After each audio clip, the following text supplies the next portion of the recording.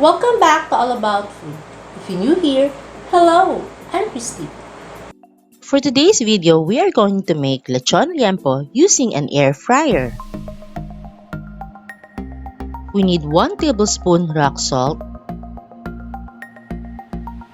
1 teaspoon white pepper, 1 teaspoon cayenne pepper, 1 teaspoon Spanish paprika,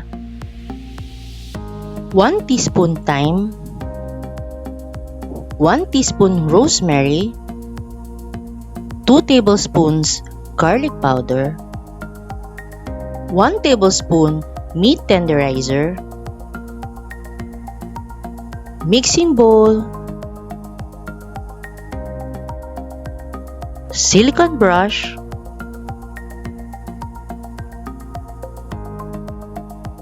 spoon, air fryer paper liner, and a tong, not in the video. 1 kilo pork liempo, dry your meat with a paper towel. Rub the meat tenderizer,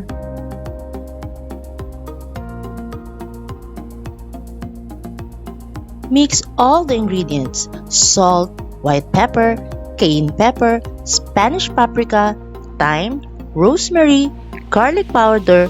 This is called a dry rub.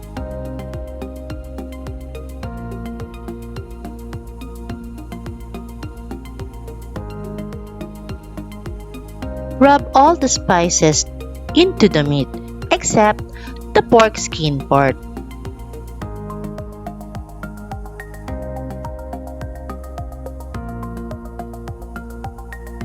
Put an air fryer paper liner. Put the liempo skin side down and cook for 25 minutes. Air fry the liempo as air fryer recommended on the settings. Turn the liempo, then cook again for another 25 minutes.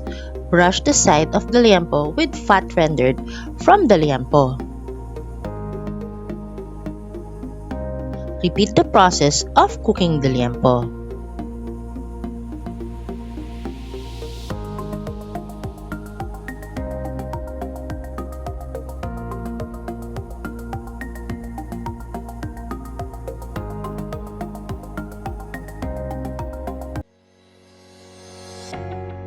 There you have it, crispy and juicy.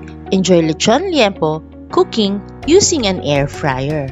If you like me to be your culinary trainer, please see the description below.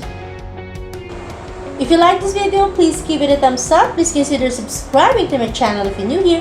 Hit the notification bell so you'll be notified every time I post a new video. Have a great day.